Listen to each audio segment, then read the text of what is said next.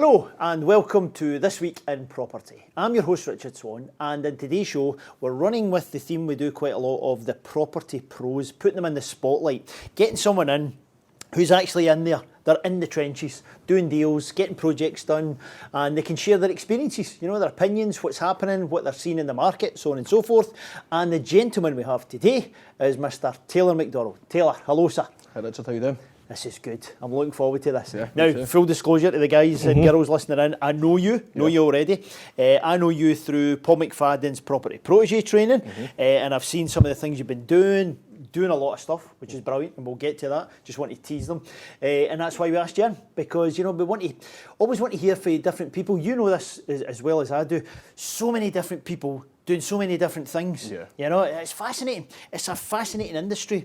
So many options, so many ways you can do things, strategies and tactics and all sorts of stuff. So I want to hear that for you today. I'm going to pull out a lot of the stuff that you're doing, things you've come up against. I'm sure there's been no lessons learned. I'm sure there's been no failures or setbacks or obstacles. So we'll just talk about how easy it is. We might just brush over that stuff. No, we won't. We'll do everything. But before that, before we get into the things that you're doing just now and property and everything else, what was life before that? What were you up to? What kind of things you've been doing? What kind of career summary? Because you've got other businesses and things on the go. How would you explain it to people if you summarised it? A bit of a mess, to be honest. A mess? Oh, God. I did okay in school. Right. I'm quite academically smart. I just hate the school environment. I've never done well. This is a common theme I hear. Right, okay. I dropped out of college twice. Oh, really? Got kicked out of school before I even finished, and I couldn't. It's just the whole environment. I can't deal with it. I love learning. I love learning. I love education. I love books. I love everything about it. Right. It was the whole system. I couldn't get with it. I didn't like turning up at 9, being told what to do, be the same. I just struggled with it. Right.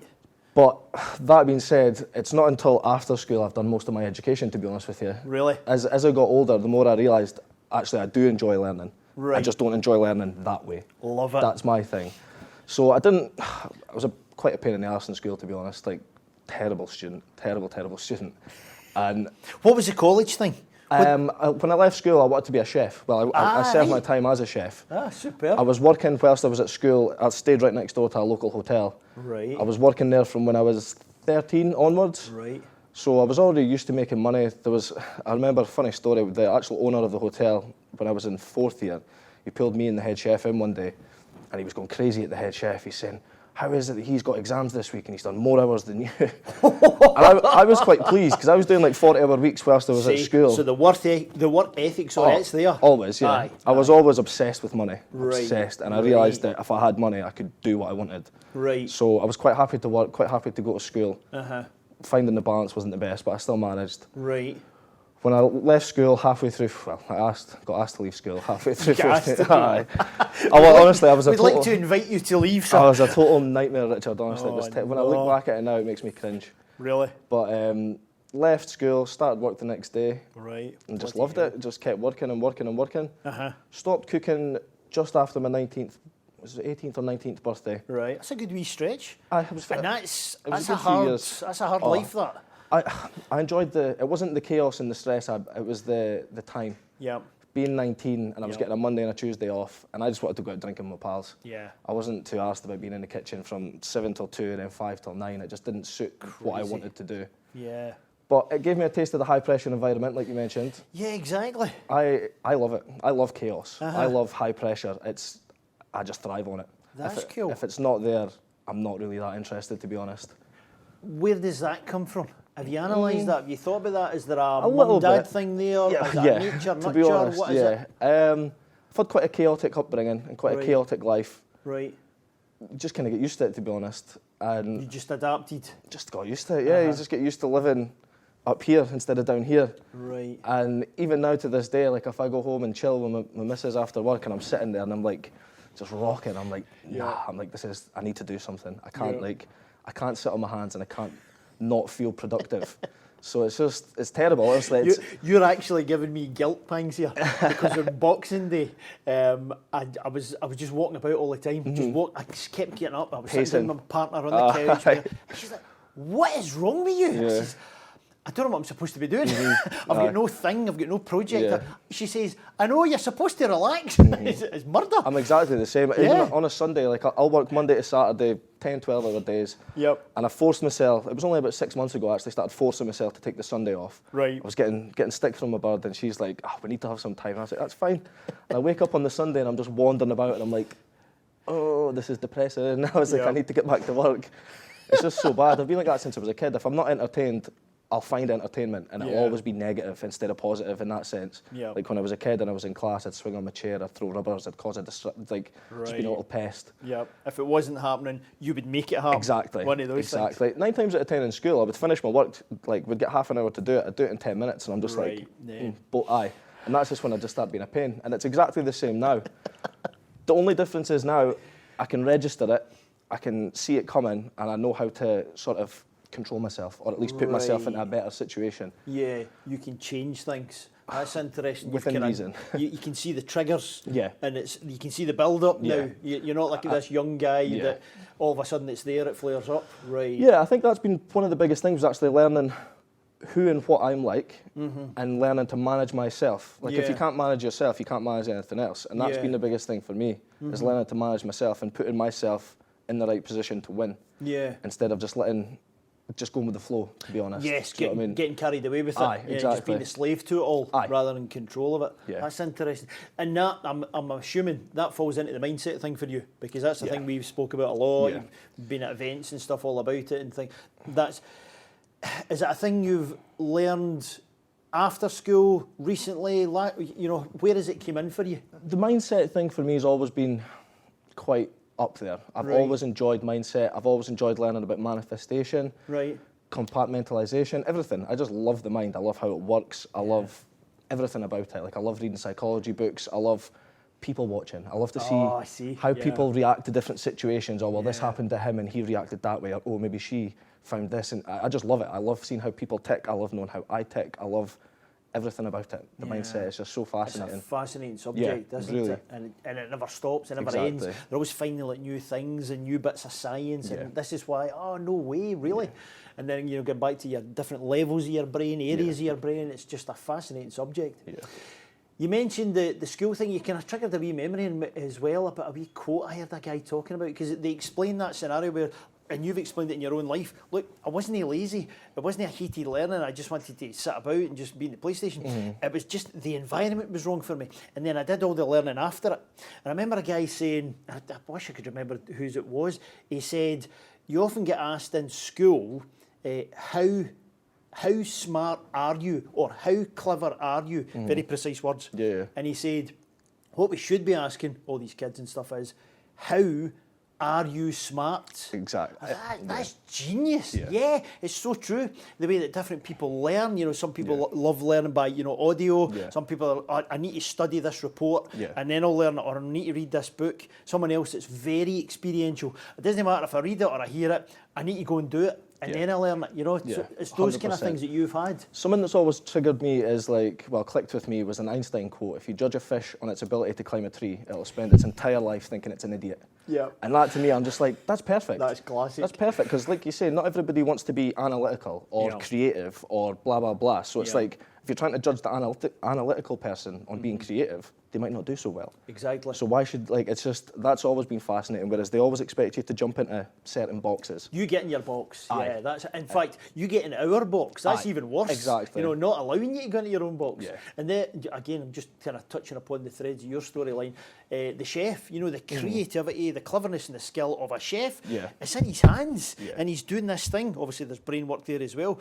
There's a cleverness and a creativity of a professor who's working out some math equation. You know, there's a musician, you know, vocal, whatever it is, they've all got that level of intelligence and work and learning.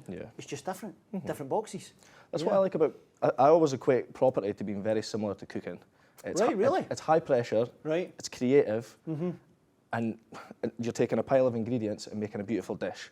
You're taking a shit flat and making it, it's the same thing for me. That's true, I like that. It soothes my creative urge. I get to take something really bad and put my spin on it and make it into something really nice. And it's very similar, and the pressure, the chaos, it all, I don't see much different, to be honest. Like it's very similar for me. And the same feelings, the same satisfaction. There's nothing more satisfying. Yeah. One, than ripping the flat out or Yeah. the property out, and then two, watching the finished product and seeing how people react to it. Yeah. And I just think it's very similar. Oh, see, now you're getting the two there then, from Taylor's view, because you're getting the Taylor being the creative person, want to do this, but then Taylor, the people person, you know, you're watching, oh, look at the reaction. Yeah, this is it. So you're ticking two boxes. Again, it's always seen like, oh, they really like the tiles, or oh, they really like that, or this little quirky thing, and just taking the good points and continuing them on and getting rid of the, do you know what I mean? It's just a constant, always ticking boxes. That's what I like to see. That's class. You mentioned money. You when you were talking about hard working, I didn't want to interrupt you at the time, and I've always had the fascination with money, I realised what it could do. Where does that come from then, if you turn the psychology on yourself? My dad's always ran his own company from when I was about 5 years old. That's a big thing. I always liked the fact that he was the boss and he didn't have anyone telling him what to do. Yeah. And I like that as well. Like, the biggest thing for me is I could give up money, I could give up everything. The one thing I couldn't give up is my freedom. Right. Like, I would rather suffer and be free than thrive and be employed or non-free, to be fair. Like, that's the biggest thing for me is absolute freedom. But that's then generated by money.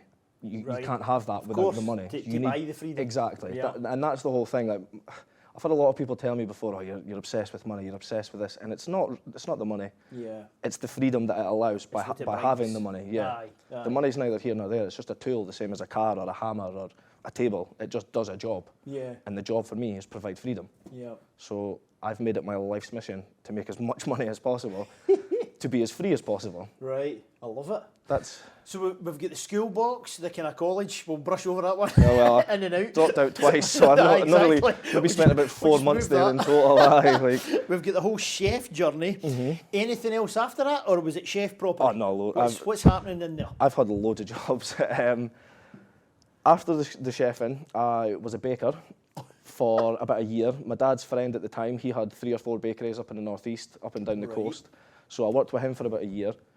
Slightly better hours. It was 10 at night till 6 in the morning, home for 7. But I got my weekends off. So that was a balance for me. After about a year of that, I really wanted to get into oil.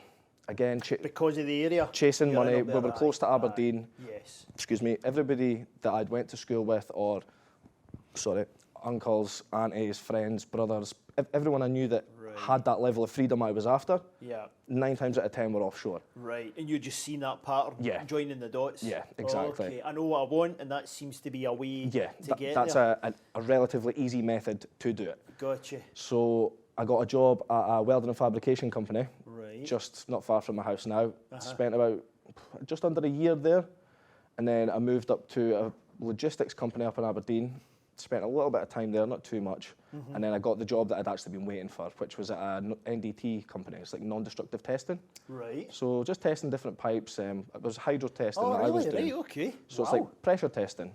I really enjoyed it. I got the mental stimulation from it. I'll bet. And I got the opportunity for offshore, for future progression, for all that. I really, really enjoyed it. That was probably to date the only job I've actually thoroughly enjoyed. Is that right? And then, was it 2016, I think it was? Right. All the projects got shelved and we all got paid off. Right. And I was just like, fuck. I know. It's like, again, someone else is controlling your journey. Exactly. So after that, I just went back to working with my dad. Like, in between, I've always worked with my dad doing the landscaping. Right. On site, hands-on, just grafting away. And there's another hard work thing, but with tons of creativity again. Yeah, there's exactly. Another kind of, and it's always something different as well. With you, isn't it? Yeah. I need constant stimulation. Right. It's a bonus for work. It's a downside if you have to spend any personal time with me, because I just can't sit at peace. I can't do it. It's not in my nature, and I just need constant stimulation. Right. And I get that from different jobs, different properties, different. Yeah. Just always doing something. There's a variety there, exactly. Isn't there? Because that flat that you talk about changing it, you don't then sit in it day after day after day. No. You're on to another one, and on to the next project. Exactly. Yeah, so that's definitely floating your boat. Yeah. Working with Dad, good, bad, hard. He's going to be watching, so careful, careful. I'm giving you a heads up as a dad. Watch what you say. We're cut from the same cloth. We're very, very similar. Oh, that's nice. That's diplomatic. It's easier now that I'm an adult and that we don't live together. But when we lived together and I was a teenager, it just constantly, the amount of times we ended up fighting, it was just unreal. Oh, God. And if he was here, would this be a 3-hour podcast, would it? Back and forth. Well, Christ. he did this. It'd be like an episode of Jeremy Kyle. Yeah. A bigger table. Oh, it'd be so bad. No, it's getting there. We're fine now, but for a long time we didn't get on too great. We didn't have a good relationship. Yeah. Just purely... That's a lot of tensions. It is. You know, family, same house, business, work, clients, money. I think a lot of it as well is he's seen the potential that I had, and he also seen me just pissing up the wall. To be honest with you, I was at that age. I didn't care. I didn't have any future plans. I just wanted to just cause a riot. To be honest with you, and I think he's seen a lot of the wasted potential, and I think that's what bothered him. Yeah. We just couldn't. I don't know. We just couldn't. That's a frustration for a dad. Yeah. If you see, exactly. Jeez. Right. It's not like that now. We get on quite good now. Yeah. We have a good close relationship, and I'd like to think he's happy with what I'm doing now. Brilliant. So you're juggling the two of those. Yeah. You've got the landscaping side and you're doing your property stuff as well. Does he kind of merge into the property world at all, or do you keep that completely separate? How does that work? I do. We get advice. Obviously, he's been in the landscaping and building trade for 25 years. Yeah. So he's got really good general knowledge I'll bet. about most things. So if I'm stuck on something, it's good to get advice, and also it's good for the network. We both have the contacts. Exactly. Come on. Exactly. That's gold dust. That's fantastic. So when did the property piece come into you? What am I? I'm going to be 28. So I think I was 21. I got left a little bit of money. Right. This was just kind of when I was starting to pull my head out my arse a little bit. Thank goodness. To be honest. Jeez. And as opposed to just wasting the money and pissing it up the wall and buying a new car and all the stupid things that I wanted to do, I bought a little flat, just in the, not a flat, sorry, a little commercial unit. Right. An old hairdresser's. Bought that. We had it for about a year before we got it rented out, but it's been rented out since then continuously. Brilliant. And the recurring income to me, I was just like, oh, I don't have to do anything for this. Right. I was like, that's brilliant. I was like, every month I'm getting it clean in my pocket. Light bulb moment. Exactly. Yep. And it's the same thing we always discuss on Protégé as well. It's like, you could ask 100 people, if you win the lottery, what you're going to invest in. Yeah. 99 are going to say property. Yep. I always knew property was a good investment. I Yep. didn't know how to go about it. I didn't know exactly what I was doing. Right. I just knew that if I put money into this, it's likely going to stay the same. Yeah. Unlikely to go down. Yeah. And that was the main aim. I just wanted to make the money last. Gotcha. And again, bought it, tenanted it. It's been rented out since. Never had a problem. And Brilliant. And just kept it commercial. Yeah. Yeah. That's not I did consider doing a little one-bedroom flat, but it's not for the end market value and what you would get. It's not really worth it. Right. And then you've got the extra hassles of council tax, tenants, blah blah blah. Whereas with commercial, it's actually quite easy. Right. I was going to say that actually. I'm going to drag out opinions and experiences because I'm conscious of people listening and watching. There'll be quite a lot of your typical buy-to-let landlords. You know, there'll be folk listening in. Oh, I've got a wee one-bed flat and stuff. What would you say to them about if they know that world? What would you share about commercial world? Being a landlord in that sense, in leasing out, what should they know? It's actually something I've been considering quite a lot myself recently. A friend of mine, his granddad and uncle are quite heavily invested into commercial property. Right. And they were quite heavily invested into residential beforehand. They switched to commercial, and the reason they did it, they had a string of bad tenants.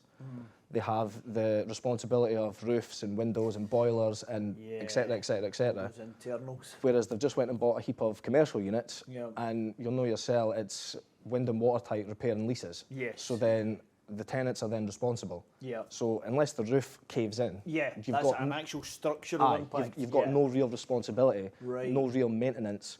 You're not getting a phone call every 2 weeks, oh, my boiler's blown, or the windows, toilet, or little whatever. things. Yeah. And 9 times out of 10, it's going to be a business, isn't it? It's not going to be an individual. So the business is then more obliged to pay because they need to stay in business. Exactly, that's their big focus point, isn't it? Yeah, that's a good wee share point there, actually. Aye, so wouldn't they put anyone off it? Definitely not. I'm actually going to look at a couple of commercial units on the way home today. Are you? Just a couple little lockups. Because where I stay is relatively rural, there's a big demand for medium to small size commercial lockups. So anything from sort of 100 to say £500 a month. Small little lockups, individuals, one-man band, things like that. Just for storage purposes? A bit of both. For them? Yeah, right, just there's so much demand, it's unbelievable. And again, slightly less stress, slightly less build costs. Exactly. And it makes sense to just go ahead. This is what my thoughts are. And again, it brings in diversification to your portfolio. Yeah. If you've got some commercial, some residential, Exactly. it plays off each other. there's my question on that one then. If we take, because what I do want to do in this show, and we want to kind of share as much as possible to give value to the folks listening, we'll go into the nitty gritty. We'll talk about project, we'll talk about monies and times and problems, cool. Take a helicopter view of Taylor's business then. Okay. Where you are then now and where you plan to go forward. How does that look at high level? If we put commercial, leasing out commercial property in its wee bubble, is it, oh yeah, that's my majority, Richard, and I'm going to do a few kind of minority flips on the kind of residential side? Or, no, I'm going to do half and half. How would you look at that if you're floating above it all? For a start, I never like to hem myself in too much because I'll change my mind almost daily. I could say is that nature again? Oh, it's so bad. I could say 90% commercial, 10% residential. Tomorrow it'll be 70. We've got another show. 100%. It's so bad. So at the minute, I'm all resident. Well, no, sorry, 4 residential and 1 commercial unit just now. Right. My aim is to get probably about 50-50 would be fair. Right. But again, could change. I'm open to anything. Right. If a plot comes up where we can build 20 commercial units, I'll go and do that. You'll do it. If a block of flats come up, I'm just open to anything. Right. That's long term, obviously, long term investments. I mean by that commercial residential. Yeah. Short term stuff, doing flips, doing sales, trading, anything of that at all. Obviously, there's an element of trading to the business. Right. But my main focus is to build my own portfolio. Right. Cool. And my own investments. So. This is something I've been discussing with a friend of mine, Michael, that came on the course not long ago. Right. Do we open the floodgates and make ourselves even busier? And it's like, to be honest, I've maybe got about 6 spare hours a week. So I'm like, do I want to just eliminate that? You're looking after your time again, aren't you? So again, my main focus is to get my portfolio to the position where I can take a step back, take a bit more time, and then maybe develop the businesses a little bit more. Interesting. See, this is why I love these shows. This is why I love getting inside somebody's head and how they look at the world, at their world. You know, because we're all different. You know, exactly. I don't do any commercial stuff. I'm over here. Right, that's cool. Do what you want. Do what you fancy, and whatever floats your boat. And I love the fact that you're balancing being a clever investor, clever business owner, yes, and I'm going to do this and this, I'm going to diversify, I'm going to build this structure, I'm going to get to a point and I'll step back, but you're also bringing in the personal Taylor world as well, because you're saying to yourself, actually, no, do I want more stress and chaos at the moment? No, I personally, as Taylor McDonald, would like this life balance. You know, you're really keeping a keen eye on that. So that is important to you. Oh, definitely. You've kept that vision. You're not getting kind of carried away by the money or carried away by this project or this, that and the other. You're keeping an eye on that prize of what you've been chasing all the time anyway. Again, the prize for me is freedom. It's freedom. And the last thing I want is to be working 15 hours a day, 7 days a week. I'm willing to do it in the short term. I'm willing to do that for 5 years, 10 years. But the end goal is to reduce and reduce and reduce to the point where I'm like, don't actually have to go to work today. I don't actually have to go and do that. And I don't have my phone goes constantly. It's so bad. Like sometimes I feel just throwing it away and just driving. It's so bad. So I'm looking to reduce it, but to a manageable amount. I don't want to sit and do nothing, but I would like to have a bit more free time. I love it. That's brilliant. That's a great share to do. So that first one, it's always good to go back to the firsts, you know, and try to remember those emotions and the plans and the details and stuff. Why did you go for it? We know about the money and the inheritance. You've done that part of the puzzle, but why did you choose that instead of something else? How did it go? Was it easy? Was it smooth? Was there obstacles? What would you say reflecting back on it? The first one, to be honest, couldn't have been easier. Right. Purchased it, went through all the concluded missives. Like I said, it sat there for a little while, which was a bit disappointing. We were looking for a tenant. We eventually got a tenant, and we've had that same tenant in for about 5 years now. It's the same one. It's not just that it's been tenanted since, it's actually the same person. Brilliant. So we've had them in for 5 years, and once they were actually in, I'm like, well, that's that done. That was easy. Realistically, so I just wanted to repeat the process. Brilliant. That was the main aim. And like it was relatively easy. The property was actually purchased from my girlfriend's friend at the time. Because it's so small, you know everybody. It's one of those. We live in such a small place, it's hard not to know everyone. Right. So they'd been trying to sell it for a while, they were struggling. Right. It's on the main street, it's a decent building, it's a good size for what we paid, and the rental income's it's really good yielding as well. Excellent. We've not raised the rent in 5 years, and it's still like a 14% yield. So you can't complain. You just made a lot of people in London sick. What? What did he just say? Was that double figures? Honestly, and I think that helped as well because it was a good deal, it was a good purchase. The yield's been consistent, and the tenants have been great. In my mind, I'm going, well, what's everyone moaning about? Exactly. 'Cause What's the of problem with this? Yeah, the amount of people I meet just now, and other business owners, other construction business owners, and they're like, oh, but what about bad tenants? Or what about this? What about that? And the one thing I'll always say is, you never hear about the good landlords, and you never hear about the good tenants. Correct. All you hear is, you only ever hear of, oh, he's not paid his rent, or oh, the carpet was wrecked, or oh, the landlord, there was a leak and he's not done nothing. Like, it's always the bad stories. You never hear of the good ones. Yes. So I always try to discourage people with that as well. Good. Because it's the same as any other business. Yeah. You're going to get good, you're going to get bad, but 95% of it's good. I love it. Take much work to get it ready for that first tenant coming Zero. in? No, zero. Zero. That's outstanding. Absolutely none. Walked in, done. That was the only one that I've not done any work to. Right. And the next two I did, the first one was a commercial to the second was a commercial to residential. So that was a conversion one, right? Yeah. Okay. That was a very similar property, a little commercial shop, probably about the same size. I think it's about 65 square metres. Right. It sat there empty. When I turned the electric back on, the electric board said it'd been derelict for 17 years. Whoa. So it was, and again, this was all pre the course as well, pre-training. So I should have actually mentioned, a friend of mine, his dad's quite a lot, well, not so much now, he's closed his company down, but at the time he was a very large developer in the area. Right. He had a really big company, really big portfolio, like well in there. And I was always curious, always seen the lifestyle he had, the opportunities he had. Like when we were 19, he had a 7-bedroom house with a swimming pool, and we were like swimming in the pool, and I'm like, I could do with this. How do you get that? Aye, exactly. So again, I was just picking his brain every opportunity I got, asking as many questions as possible. He gave me a couple little nuggets. Fortunately enough, they were enough to do me right, because I remember coming on the course and when we're learning more, I'm like, oh God, how badly have I done it? How badly have I done it? And when we start getting all the information, I'm like, holy shit, I'm like, this has actually been quite fine, I've been listening. Yeah, I'm like, this is okay, this is not too bad. So everything worked out, and since then it's just kept getting better and better. Yeah. So it's good. That's fantastic. The biggest thing. The thing is, sorry for interrupting. No. You took the chance there, because there's people who will come into a world or an area of, there's that person there, and you could ask them a ton of questions and you could learn, or you could just be completely oblivious and continue on in your own world, just selfishly looking at something, or you're on your phone or whatever. But no, you're like that wee thing. But how do you do that? And how does that? And how do I love that. I love that. And then you took the action as well. Yeah. You know? Well, this is it. I've never had a problem taking action. A lot of people, you hear it in the group and you hear other people and humming and haying, and that just doesn't suit me. Like, I'm either all in or all out. Like, if I'm interested, let's do it. Why not? Let's try it. If we're going to make mistakes, it's going to happen either way. Yeah. Or do something else. Yeah. Like, I can't do 50-50, I can't do 70, it needs to be all in or all out. Love it. Biggest challenge, biggest project. What was the meatiest one for you, or hardest, or whatever, Probably the commercial to residential. That conversion one? It took a long time. It was the second thing I'd ever done. Right. The first one, like I say, I bought, chucked them in, didn't really have anything to do. You just bought a box and basically. That was easy. Yeah, the second one, it was a pure guess. Like, everything about it, I was like, oh, we could maybe do the refurb for this, and it would maybe, but everything was maybes. God. And as soon as, honestly, I came on the course, and I'm like, oh, I'm just waiting for it. I'm like, I'm going to get slaughtered here. And then I'm looking at it, I'm like, oh shit. I was like, that was a lot of good guesses. Yeah, exactly. But that was just pure luck. Like, I wouldn't recommend for anyone to do that. That could have been such a bad experience. Thank goodness. I was lucky enough, again, my friend's dad, the property was up for sale for 30,000. Right.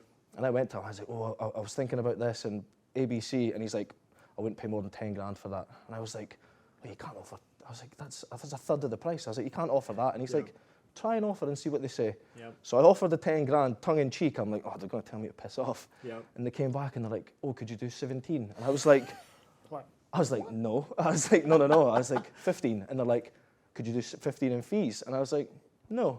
And they're like, okay. And I was just like, boom, mind blown. I've just got that half price. Aye. Just because of one little thing he said, try and see. Just ask. Literally. Just ask. And it's little things like that. Like, I've spoke to preferred investors and investors just now. Yeah. And the same exact thing, I seen it for 90, so I didn't think you could have offered less. Right. It's like, why not? Everything's open to negotiation. Exactly. Exactly, and it's not always about the money. That's something we talk about a lot. Exactly. You know, it's not just the numbers. But, you know, we speak a lot about the kind of negative part of the property world. Sadly, all these the low ballers. You know, they just phone right. They try to scam people. They don't care about them. They don't care about their position or their story. They look at a number. They think it's a used car. Is it? Well, if you're saying that, I'm going below. What about that? No. Right. Next person. Next person. Just numbers. Whereas if you actually take the time and care for the person. What's the story? How can I help you? Well, it's this, and this, and it's a time factor for me. It's not the money thing, that's just there at that level. What I really need is this. Can you help me? Well, actually, yeah. Because sometimes it might be, can you help me do the refurb to get the condition properly? Can you help me fast track this beyond belief? Yeah, we can.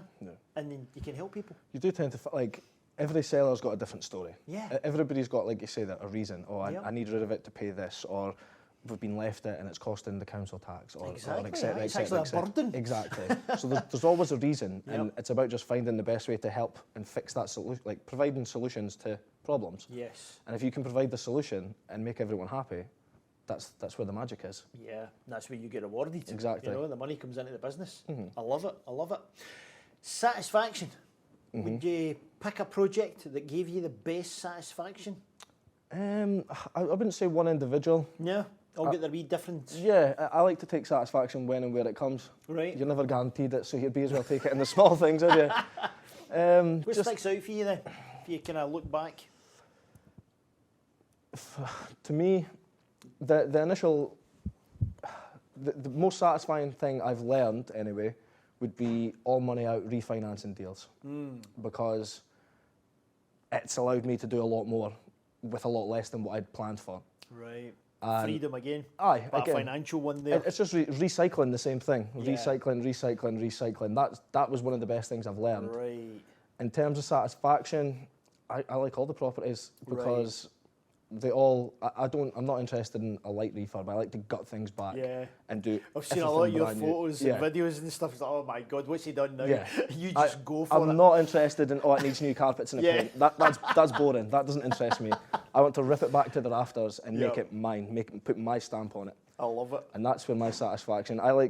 Me and my girlfriend have got a little competition on just now. So the one we just did, I designed. Right. And the one that we're doing just now, she's going to design.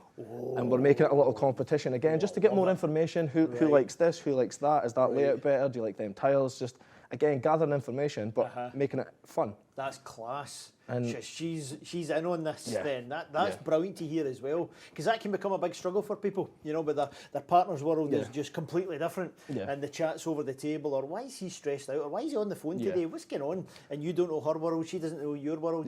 That's nice to hear. Luckily enough, my girlfriend Shan, she's run her own business for longer than I have. Brilliant. That was one of the reasons I was attracted to her in the first place. Yeah. And to be honest, if it wasn't for that fact, I probably wouldn't be here today. Yeah. Because her doing that has always pushed me on. That's fantastic. That was one of the big things. What's her world? She ran a really successful salon. Right. COVID came, made her rearrange her plans. Right. She always wanted to do dog grooming.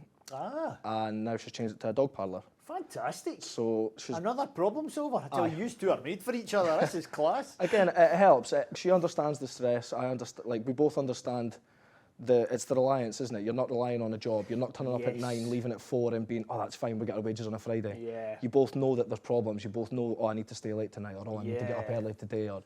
That's crucial. Yeah. Yeah. It's good having that support. Very good. I think I probably would have stopped, or at least gave up a few times by now if it wasn't for that. No, definitely. It's a psychology thing as well. You know, there's so many threads that overlink each other here. You know, knowing that your partner knows why you're late is just solving this problem, and she knows it's for that client or for that thing that, you know, you ripped up the floorboards, all of a sudden there's a surprise that no one knew about. If you were Taylor on the clock, you rip open the floorboards, you say, oh, I better tell the boss about that. I'm now off to the pub. No, Taylor's the boss. So now Taylor has to deal with it and solve the goddamn problem. This is it. So knowing that you're, right, that's a shame, honey, right, we'll sort out dinner later on when we get together, whatever. That's fundamental, you know, and you can share the stresses, share the load, this happened and that happened, and maybe even share the kind of problem solving as well. Although you sound as if you're both really in that, knee deep together, you know, and making it a game, making it a competition. If you don't make it fun, what's the point? Like, exactly. I wanted a way to involve her because again, she's got really good interior design taste. Brilliant. Better than my own. Our house looks nice.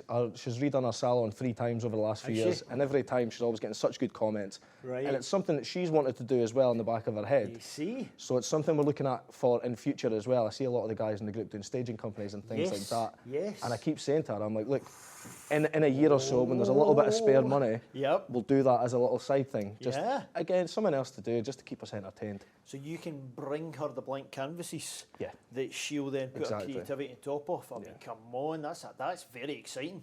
I can see a future podcast show here, the two of you sitting. Well, so we'll tell see. me, how's the staging business going?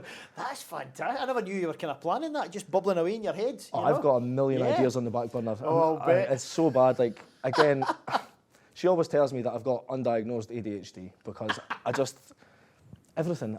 I like to see the opportunity in everything. Yeah. So if there is something, I'm like, oh, well, there's nothing in this area that does that. Right. I'm noticing the guys in the group are getting such a good response every time and they're selling so much faster. I'm like, so why don't we just do that? Why don't we? Like, there's a gap, it's working, we can see it's working, we know nobody in the area does it. Yeah. Let's start doing it. I love it. If it doesn't work, just get rid of it's not that end of it, do you know what I mean? It's just try and failure, same as anything else.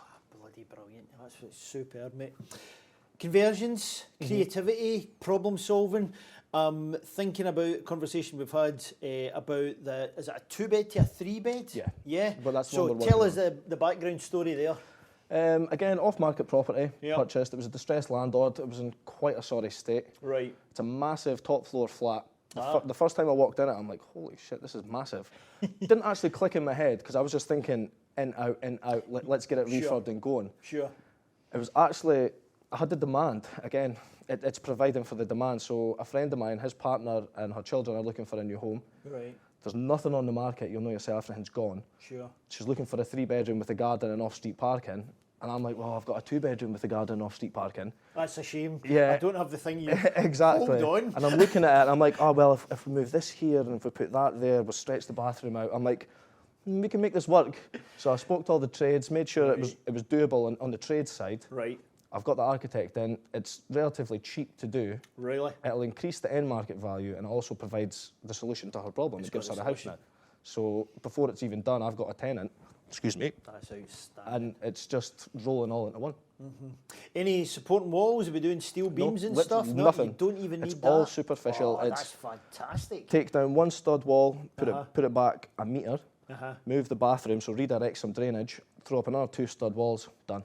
Right. So simple, like literally. Numbers wise for that? Purchase price was 50. Right. Including fees, you're looking at 53. End market value should be in the region of 110 to 120. Wow. Refurb cost should be about 25. Right. So we're looking... Including the conversion? Aye, all in. So again, the only deals I'll take for myself personally are all money out deals. Right. That's your focus, that's your criteria. This is so I can keep rolling the same pot over and over and over again. And luckily enough, I managed to find 2 at the same time, just towards the tail end of the year. Brilliant. And yeah, it's good. It's a nice one. So that's your money, your portfolio. Did you mention earlier about investors and stuff? Is that something you've started with? I've got a couple of preferred investors. I've got a meeting this week with another one. Right.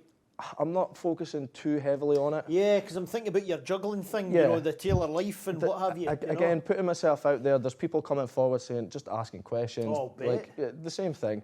So I'm happy to help, happy to assist those that come out. I'm not actively seeking them, although if anyone wants help, I'm more than happy to help.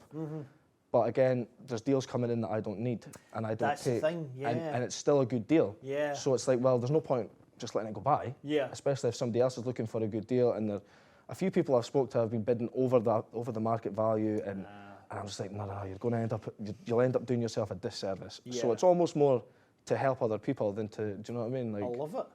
Good man.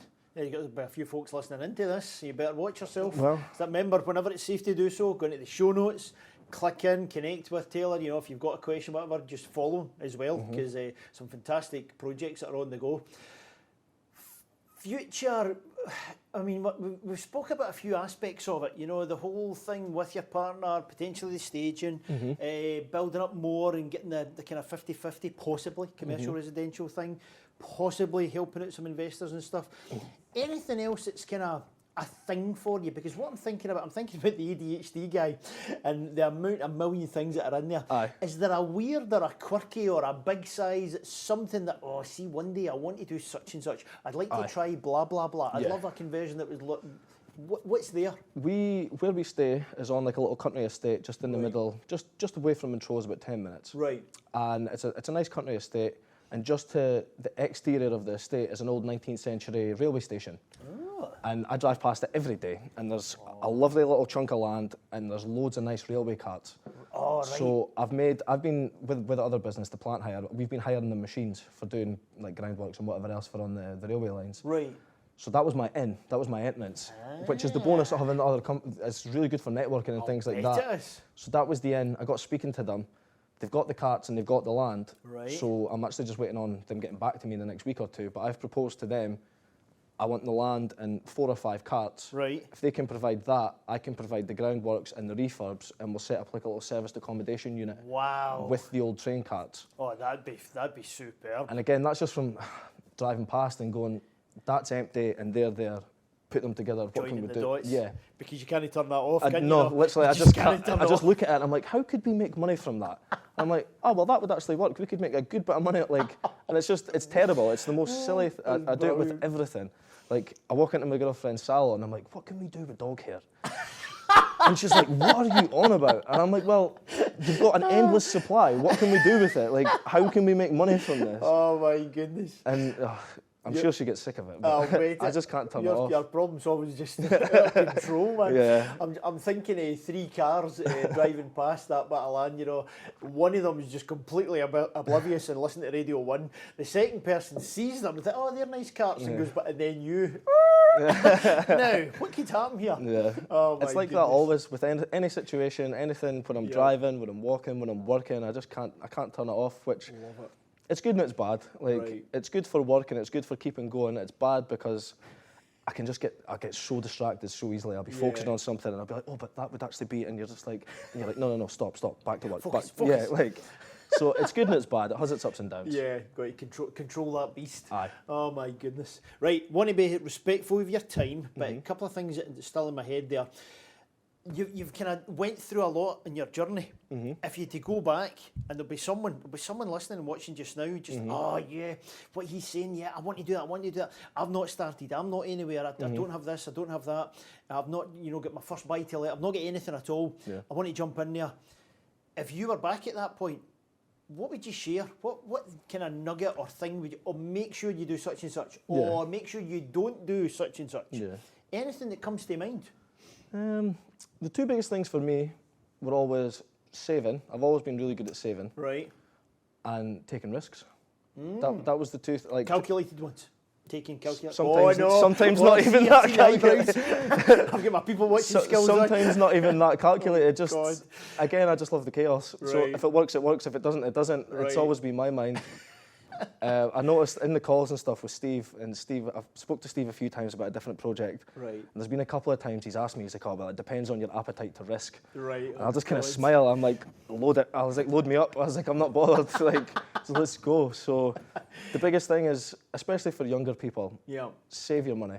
Right. Save your money, put it into something useful. Don't buy something unless it's going to make money or increase in value. Right. Don't buy fancy clothes. Don't buy fancy cars. Don't buy stupid shit that just nobody needs. Be the investor rather than the consumer. Yeah, exactly. That's probably the singular best advice I ever got and I've ever followed. Love it. I love it. You could have all the money in the world and buy whatever you want, but the more things you buy, the less freedom you have. Exactly. And, Back to freedom and what again. do you want? Do you want stuff or freedom? Yeah. Everyone's different.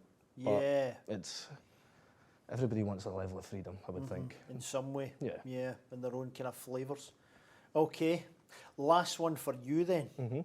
And my God, it's a fascinating journey already, because I'm getting back, I'm thinking about the educational part of the puzzle and the challenges. I'm thinking about the oil and the gas. I'm thinking about the different trades, the creativity, the chef, the baker, get into the diagnostics with the pipes and everything else, your property journey, you and your partner mixing things, the entrepreneurial brain, everything about it.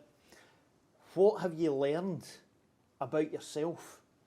What have you learned through that process, through those milestones about you? One of the biggest lessons is there's really not much I can't do if I put my mind to it. Doesn't matter what it is. If I've wanted to do something and I've focused on it, it's happened. Simple as. What you put time and focus on will happen. Might take a week, might take a year. It's going to happen. And that I'm surprisingly open to losses and defeat. Something most people shy away from. You don't want to take the risk, or oh, what if this happens, or oh, what if that happens. What if you don't? Like, what if you don't do it? What if you don't have the opportunity to fail? Like, failure is an opportunity to learn. That's the way I've started to look at it a lot more. It's not to be shied away from. If anything, you want to fail. Because if you fail, you're learning how not to do it. So it's a bonus. Yeah. So that would be one thing. The second is how to control my urges and my brain. I've had to, because if I didn't, I wouldn't have gotten half as far. But I've had to just focus and think, and just little things. Learning to take time when you need to take time. If you're stressed, go for a walk. Don't just pile on more and pile on more. Just actually break it down and relax. The one thing going forward, I need to take more time to myself. Like, that's what I need to start doing now. Right. Like the forced Sundays. I've got a schedule and everything's scheduled. Love it. That was one of the biggest. Speaking to the converter. So everything, like my girlfriend, all my friends, when they come in, I've got a schedule right in my living room, and there's like my entire day is A, B, C, D, E, F, G. It's done, and everyone always laughs, and my sister will change it, and like, I'm quite OCD in that sense. So my friends and my sisters and things, they'll come in and they'll kink the picture to the side, or they'll wipe one thing off the board, or they'll move one shoe around, and I'll just come in and I'm like, I'll start freaking out. So it's just learn to relax, learn to control yourself, and taking time to enjoy it. There's no point working all the time and killing yourself if you're not enjoying the benefits. Exactly. And I've got my whole life to work. You certainly do. You've done all of that already, and you've got everything else still to come ahead of you. This is it. Outstanding. An inspiration. Fantastic, my man. For everyone listening, jump into the show notes, connect with the man, follow him on his amazing journey that's going so far. Tune in next year, by the sounds of it, for the property staging show with him and his girlfriend. But for today, for coming in, for helping people, for sharing your journey, your story, Taylor, thanks a million. Well, thank you for having me. It's been great. Thank you. Well, I hope you enjoyed today's show as much as I did. Remember, with the guests that you just saw, go into the show notes for the page, because all of their links are there so that you can get in touch and to get more information. And talking about getting more information, more guests, more insights, more knowledge, etc., make sure you're subscribed. Get the subscription done, get the notifications on, and then we'll always keep in touch with you every single time a brand new show is going to come out. So thanks for tuning to This Week in Property.